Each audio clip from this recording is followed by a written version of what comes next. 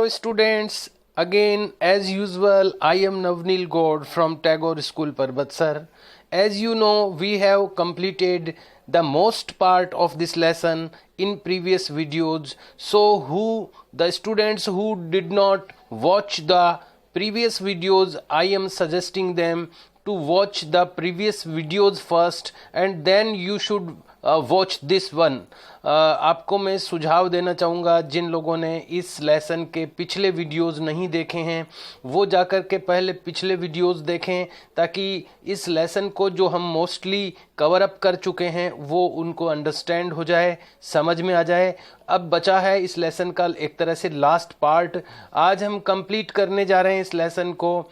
And let us start. As you know, I have ended the previous video with a last statement which I am reading now. मैंने पिछला video जो and किया था वो एक statement के साथ किया था और मैंने पिछले वीडियो में आपको बताया भी था कि हम इस स्टेटमेंट से इस वीडियो को एंड कर रहे हैं. अगली बार हम यहीं से इसको स्टार्ट करेंगे, ये मैंने आपको बता दिया था.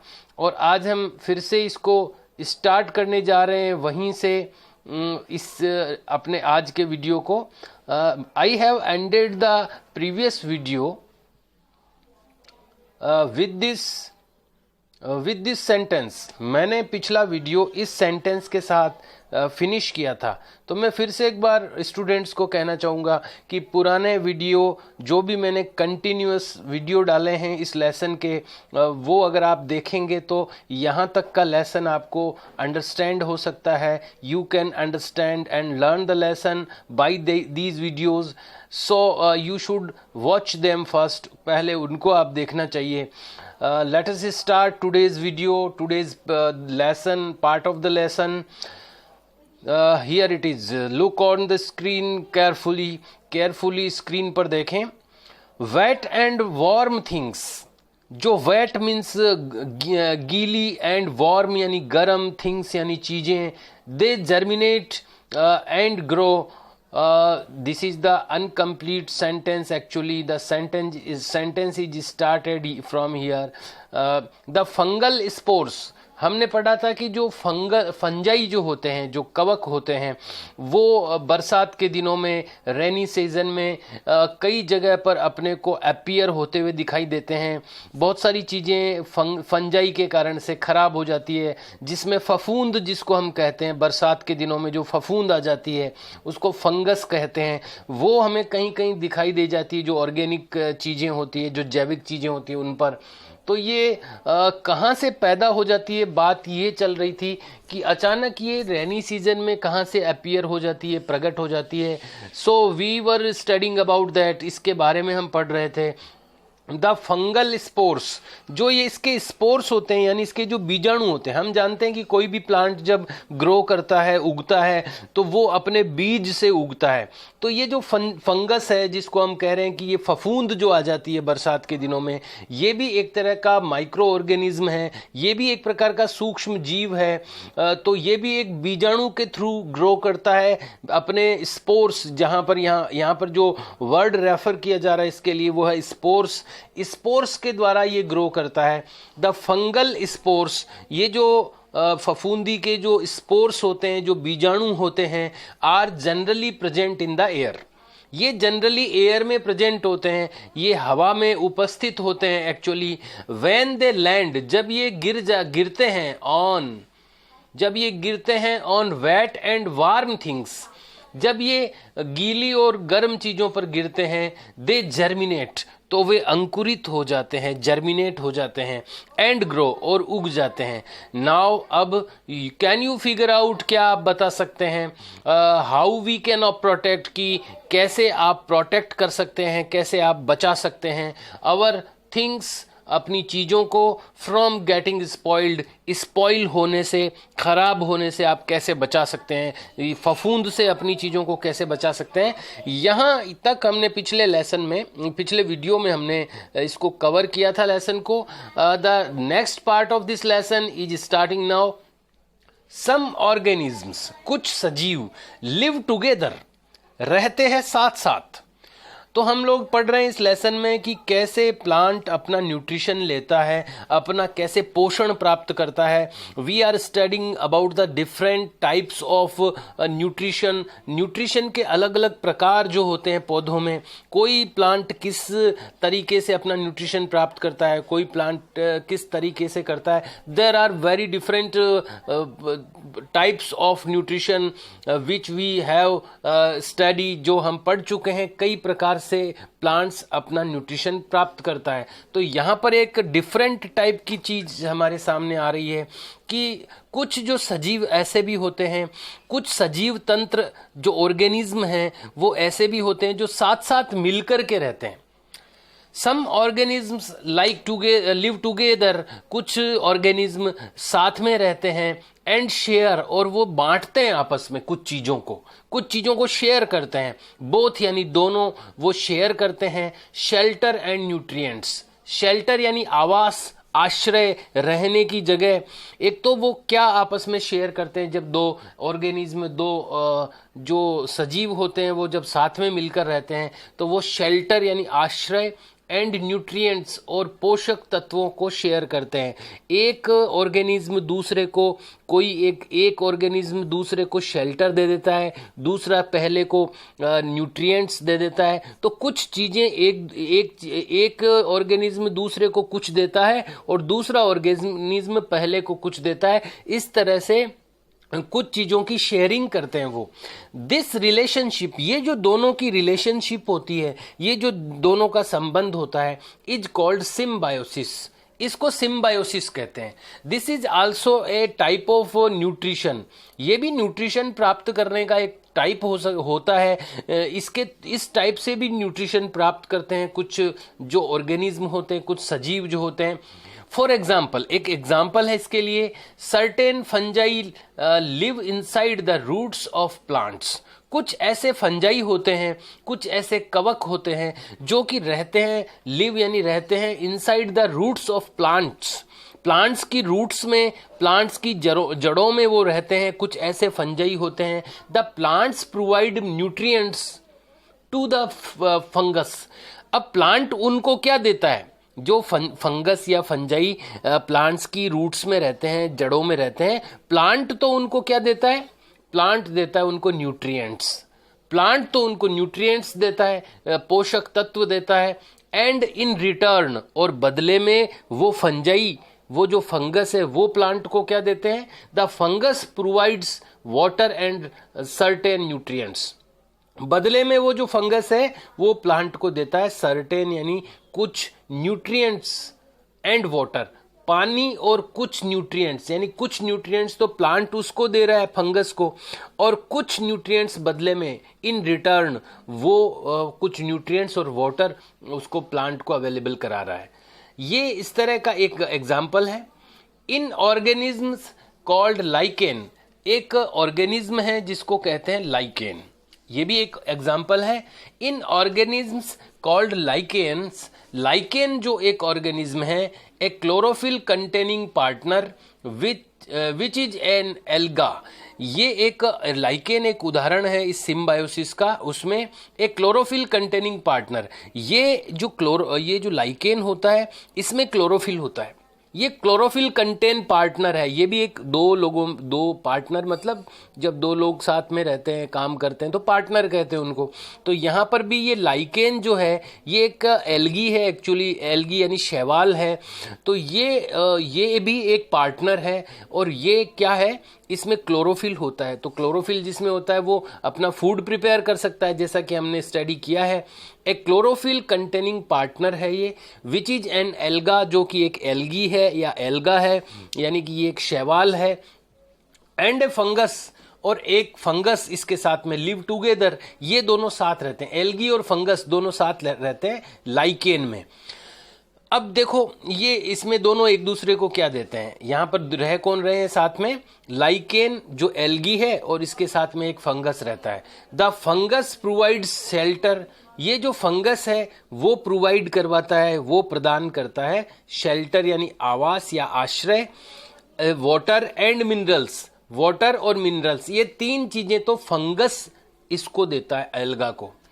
टू द एल्गा, एल्गा को यानी एल्गा जो है लाइकेन जिसको है, इस लाइकेन में दोनों साथ रहते हैं, तो एल्गा और फंगस दोनों साथ रहते हैं। तो फंगस जो एल्गा को क्या दे रहा है, 3 चीजें दे रहा है, शेल्टर, वाटर एंड मिनरल्स। ये 3 चीजें तो फंगस दे रहा है एल्गा को, to the alga, and in return, और बदले में एल्गा इस फंगस को क्या दे रहा है, the alga prepares and provides food. ये जो एल्गा है, ये जो एल्गा है, इसमें हमने पढ़ा है कि फोटो से ये क्लोरोफिल होता है, तो ये इसको भोजन बनाता है। ये the alga prepare and provides food, alga food prepare करता है and provides food to the fungus, और फंगस को फूड प्रोवाइड करवाता है।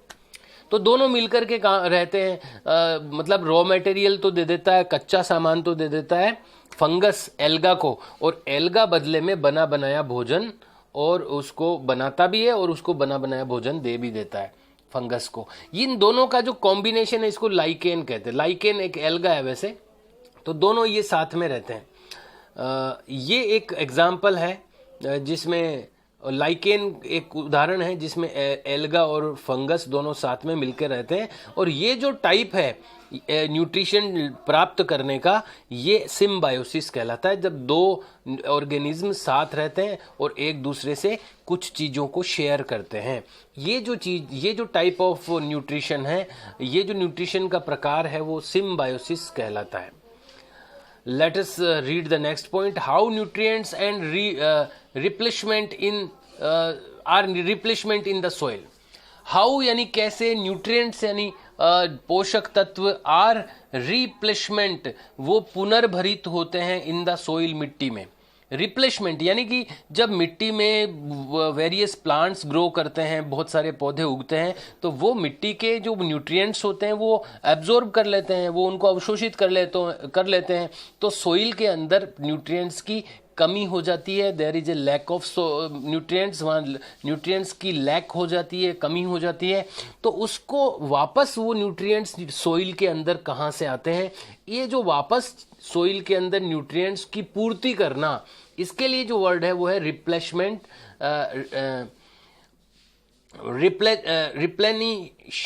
replenished.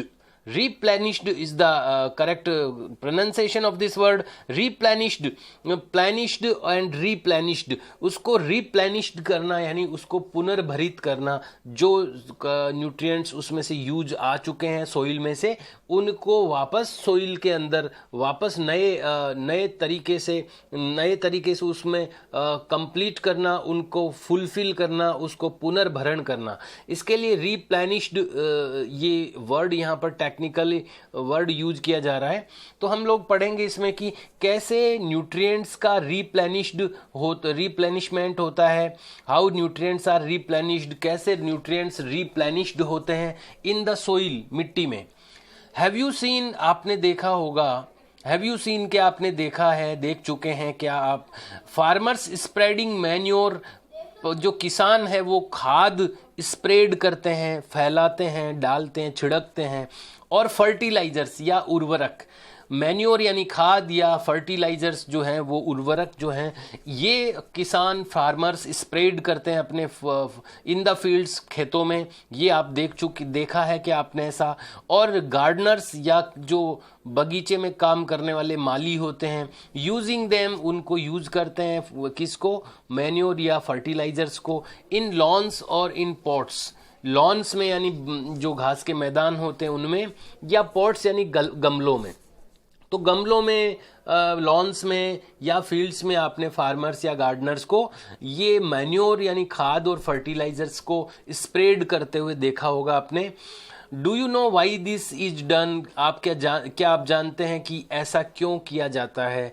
यू लर्नड, आपने पढ़ा है, आपने समझा है, सीखा है, दैट प्लांट्स एब्जॉर्ब, कि पौधे एब्जॉर्ब करते हैं, अवशोषित करते हैं, मिनरल्स एंड न्यूट्रिएंट्स, खनिज लवण और पोषक तत्व, फ्रॉम द सोइल, मिट्टी में से, ये हमने पढ़ा है। सो इसलिए their amounts in the soil, उनका जो सोइल के अंदर अमाउंट है, जो मात्रा है, उन न्यूट्रिएंट्स और मिनरल्स की जो सोइल के अंदर अमाउंट है, मात्रा है, कीप ऑन डिक्लाइनिंग, उसमें कमी आ जाती है। डिक्लाइनिंग यानी कमी आ जाना।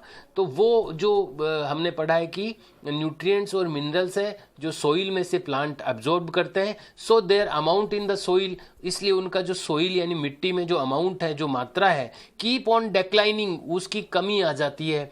Fertilisers and manure contain nutrients, fertilizers और मैन्योर, उर्वरक और खाद, कंटेन, इन ये रखते हैं न्यूट्रिएंट्स, इनमें न्यूट्रिएंट्स होते हैं, ये फर्टिलाइजर्स और मैन्योर कंटेन करते हैं यानी रखते हैं न्यूट्रिएंट्स यानी पोषक तत्व, सच एज, जैसे कि कौन कौन से न्यूट्रिएंट्स ये रखते हैं, नाइट्रोजन है, पोटेशियम है, फॉस्फोरस है, एटसेट्रा। ये इस तरह के न्यूट्रिएंट्स ये मैन्योर और फर्टिलाइजर्स अपने अंदर रखते हैं। These nutrients need to be added, इनको मिलाने की आवश्यकता होती है, इन न्यूट्रिएंट्स को, फ्रॉम टाइम टू टाइम, समय समय पर, टू एनरिच द सोइल, मिट्टी को एनरिच करने के लिए, समृद्ध करने के लिए टाइम टाइम पर इन न्यूट्रिएंट्स को मिट्टी में डालने की जरूरत होती है, ऐड करने की जरूरत होती है। वी कैन ग्रो प्लांट्स, हम प्लांट्स को ग्रो कर सकते हैं, उगा सकते हैं, एंड कीप देम हेल्दी, और उनको हेल्दी रख सकते हैं, स्वस्थ रख सकते हैं। इफ वी कैन फुलफिल, यदि हम पूर्ति करते हैं, द न्यूट्रिएंट रिक्वायरमेंट, न्यूट्रिएंट की जो रिक्वायरमेंट होती है, न्यूट्रिएंट्स की जो आवश्यकता होती है ऑफ प्लांट्स, प्लांट्स के अंदर जो न्यूट्रिएंट्स की रिक्वायरमेंट होती है, आवश्यकता होती है, उसको अगर हम फुलफिल करते हैं तो हम प्लांट्स को हेल्दी रख सकते हैं और उनको अच्छी तरह ग्रो कर सकते हैं। Usually crop plants absorb a lot of nitrogen, usually यानी सामान्य तौर पर क्रॉप प्लांट्स जो फसली पादप होते हैं, जो फसल के रूप में उगाए जाते हैं, जो क्रॉप प्लांट्स होते हैं, absorb a lot of nitrogen, वो बहुत सारी नाइट्रोजन को एब्जॉर्ब करते हैं, अवशोषित करते हैं। And the soil becomes deficient in nitrogen, और मिट्टी जो है वो नाइट्रोजन की कमी हो जाती है, उसमें डेफिशिएंट हो जाती है मिट्टी, एंड सोइल बिकम्स डेफिशिएंट, और मिट्टी बन जाती है कुपोषित इन नाइट्रोजन, नाइट्रोजन की दृष्टि से मिट्टी जो है, सोइल जो है, डेफिशिएंट हो जाती है। यू लर्नड, आपने सीखा है, that though nitrogen gas is available in plenty in air, though यानी हालांकि, nitrogen gas is available in plenty, nitrogen gas available रहती है बहुत मात्रा में, इन द एयर, हवा में। हवा में अगर सबसे ज़्यादा अगर कोई गैस है तो वो नाइट्रोजन है, और नाइट्रोजन की बहुत यूज करते हैं, जो क्रॉप प्लांट्स होते हैं वो नाइट्रोजन को बहुत सारा एब्जॉर्ब कर लेते हैं, तो मिट्टी में नाइट्रोजन की कमी हो जाती है। और नाइट्रोजन हवा में तो बहुत सारी है, प्लेंटी में है, बहुत बहुतायत में है। Plants can not use it, लेकिन प्लांट इस हवा वाली नाइट्रोजन को यूज नहीं कर सकते। In the manner they can use carbon dioxide, जिस तरह से वो कार्बन डाइऑक्साइड यूज करते हैं डायरेक्ट एयर में से, हवा में से, ऐसे वो ये नाइट्रोजन को यूज नहीं कर सकते। They need nitrogen in A soluble form, पौधों को सोल्यूबल फॉर्म में नाइट्रोजन चाहिए। सोल्यूबल फॉर्म यानी घुलनशील अवस्था में, जिसको घोला जा सके, जो सोल्यूबल हो वाटर में, ऐसी फॉर्म में अगर नाइट्रोजन होगी तो जो प्लांट्स है वो उसको एब्जॉर्ब कर सकते हैं। वो नाइट्रोजन को डायरेक्ट एयर में से नहीं ले सकते। दे नीड नाइट्रोजन, उनको नाइट्रोजन की जरूरत होती है इन ए सोल्यूबल फॉर्म, एक सोल्यूबल फॉर्म में।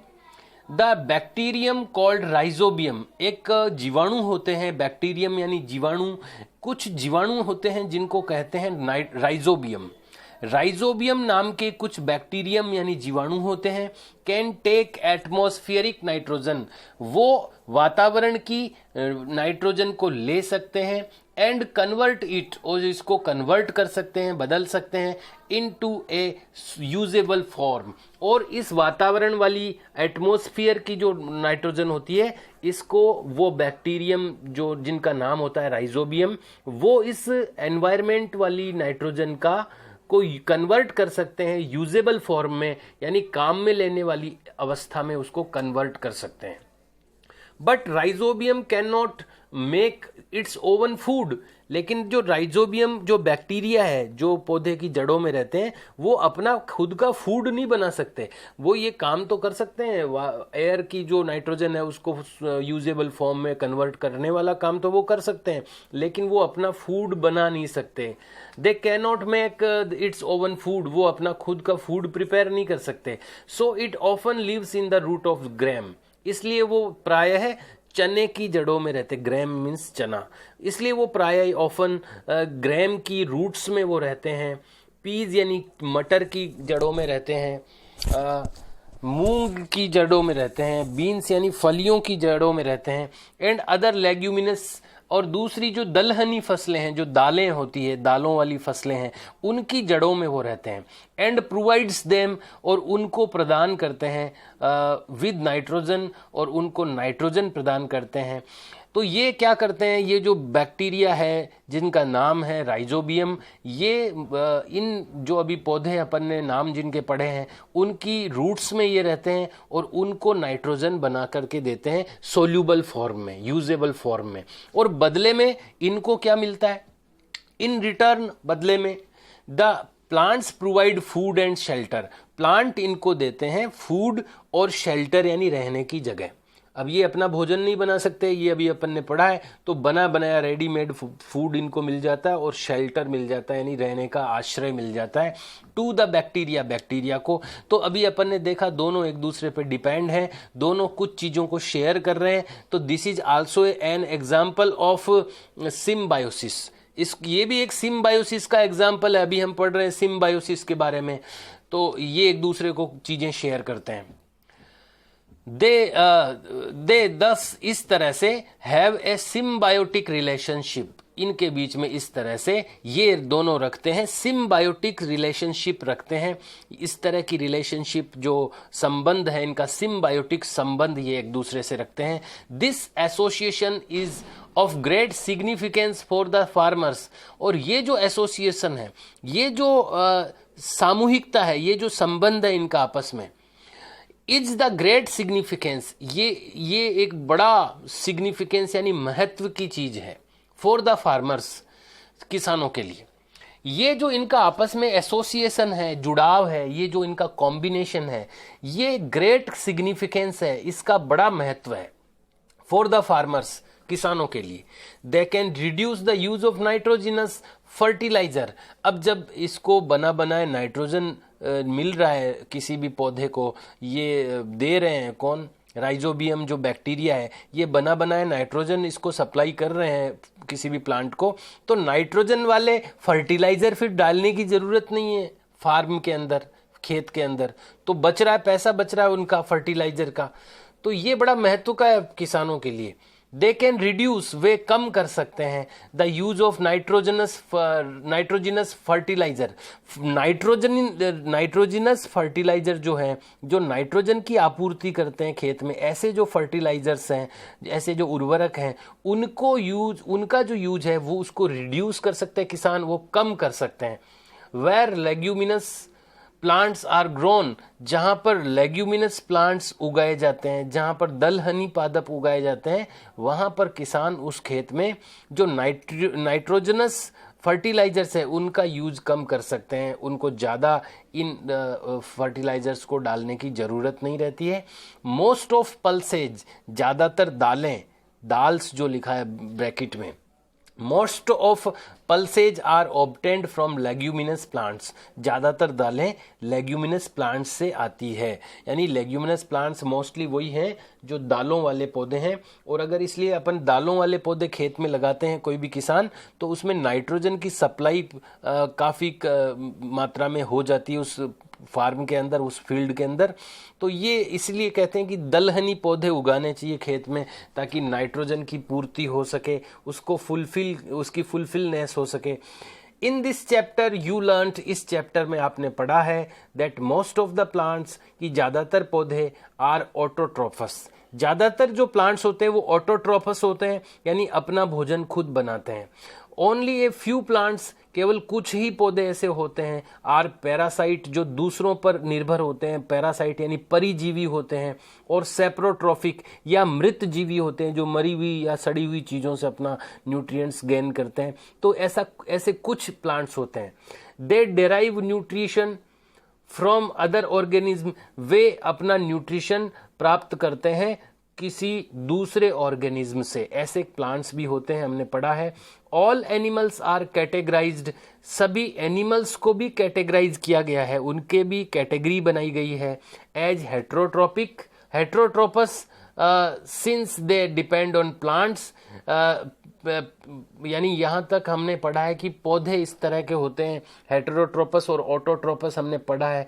तो यहाँ पर जो एनिमल्स हैं उनको भी इसी तरह से कैटेगरी बनाई गई है उनकी भी। ऑल एनिमल्स आर कैटेगराइज्ड, सारे जो एनिमल्स है उनको भी कैटेगराइज किया गया है as heterotrophs since they depend on plants, उनको हेटेरोट्रोपस कैटेगरी में रखा गया है अगर वो प्लांट्स पे डिपेंड हैं। And other animals for food, या प्लांट्स या दूसरे एनिमल्स के लिए अगर वो फूड के लिए डिपेंड है कोई एनिमल प्लांट्स पर या दूसरे एनिमल्स पर, तो उनको हेटेरोट्रोपस में कैटेगरी में कैटेगराइज किया गया है। Can we say that insectivorous plants are partially heterotrophs, क्या हम ये कह सकते हैं कि इंसेक्टिवरस जो प्लांट्स हैं वो पार्शियल हेटेरोट्रोपस है, यानी आंशिक रूप से हेटेरोट्रोपस है। वैसे तो प्लांट्स ऑटोट्रोपस होते हैं जो खुद अपना भोजन बनाते हैं, लेकिन इंसेक्टिवरस को हमने देखा है कि वो इंसेक्ट को भी खाते हैं, यानी दूसरों पर भी डिपेंड है वो कुछ मात्रा में। तो ये पार्शियल हेटेरोट्रोपस कह सकते हैं उसको, आंशिक, यानी मेनली तो वो अपना भोजन खुद बनाते हैं क्योंकि वो उनमें ये फोटोसिंथेसिस हो रहा है, ग्रीन प्लांट्स हैं वो, लेकिन वो दूसरे कीड़ों को भी खा रहे हैं, इंसेक्ट्स को भी कर रहे हैं, तो वो पार्शियल हेटेरोट्रोपस उनको कहा जा सकता है। Dear students, lesson is over now, lesson हो गया है कंप्लीट। ये कीवर्ड्स आर हियर, यहाँ पर कुछ कीवर्ड्स हैं। ऑटोट्रॉफिक जो अपना भोजन खुद बनाते हैं, क्लोरोफिल जो ग्रीन पिगमेंट होता है प्लांट्स में जिसके बेसिस पर फोटोसिंथेसिस की रिएक्शन होती है, पौधे अपना भोजन बनाते हैं। हेटेरोट्रोफस वो होते हैं जो दूसरों पर डिपेंड होते हैं, दूसरे एनिमल्स या फिर प्लांट्स पे डिपेंड होते हैं, जो प्लांट्स उनको हेटेरोट्रोफस कहा गया है। होस्ट वो होता है जिसमें से कोई प्लांट अपना न्यूट्रिएंट्स लेता है, उसको होस्ट कहते हैं। इंसेक्टिवरस वो प्लांट्स होते हैं जो इंसेक्ट्स को ईट कर लेते हैं, उनको एब्जॉर्ब कर लेते हैं। न्यूट्रिएंट यानी पोषक तत्व होते हैं, न्यूट्रिशन यानी पोषण होता है। पैरासाइट वो होते हैं जो परिजीवी कहलाते हैं, दूसरों पर डिपेंड होते हैं। फोटोसिंथेसिस एक रिएक्शन है जिसके through plants are prepare their food own, अपना फूड खुद प्रिपेयर करते हैं, वो जो रिएक्शन है वो फोटोसिंथेसिस कहलाती है। सेपेरोट्रोफ्स जो होते हैं वो ये दूसरों से या मृत जीवी जिसको कहते हैं उन मरी हुई चीज़ों से या डिकेइंग मैटर से अपना न्यूट्रिएंट्स लेते हैं। सेप्रियोट्रॉफ्स और सेप्रियोट्रॉपिक भी उसी से मिलता जुलता है। सेप्रियोट्रॉफ्स यानी वो पौधे जो मृत जीवी हैं या मरी हुई चीज़ों से या डिकेइंग मैटर से अपना न्यूट्रिएंट्स ले रहे हैं। और saprotrophic is also equal word to eat, इसी के इक्वल ये वर्ड है। स्टोमेटा, ये लीव्स में कुछ छेद होते हैं लीव्स के निचले लोअर पार्ट्स में, जिसमें से जो प्लांट्स हैं वो ऑक्सीजन को अंदर लेते हैं कार्बन डाइऑक्साइड को इन करते हैं, इनहेल करते हैं और इसको एक्सहेल करते हैं ऑक्सीजन को। तो ये जो गैसों का एक्सचेंज होता है ये इन्हीं पोर्स में से होता है, इन्हीं छेदों में से होता है, जिसको स्टोमेटा कहते हैं। देर आर सम कीवर्ड्स, यहाँ पर कुछ ऐसे टेक्निकल और ये यहाँ पर जो इस लेसन में यूज किए गए ऐसे वर्ड्स हैं। We have completed this lesson and there are main points of this lesson are given here. यहाँ पर कुछ मेन पॉइंट्स दिए हुए हैं, but I am not interested to tell you in this video this points, ये points मैं आपको इस वीडियो को मैं बताने में इंटरेस्टेड नहीं हूँ, because if we learn these points in next video with the question answer, we will get the summary of the lesson, we will get a revision of the lesson, so that we will able to complete the question easily. अगर हम इन जो points हैं इनको next video में करेंगे तो हम लोग उन क्वेश्चन आंसर को इजीली करने में कैपेबल रहेंगे। So we should leave these points for next video, इसलिए हमें इन पॉइंट्स को नेक्स्ट वीडियो के लिए छोड़ देना चाहिए। We will do the next not next part of the lesson, we will do the question answer of this lesson in next video, and we will also complete the lesson. Lesson is over now actually, only question answer are remaining now, केवल question answer अब बचे हैं। we will do the main points and question answer in next video. Till that, see you, bye. Okay students.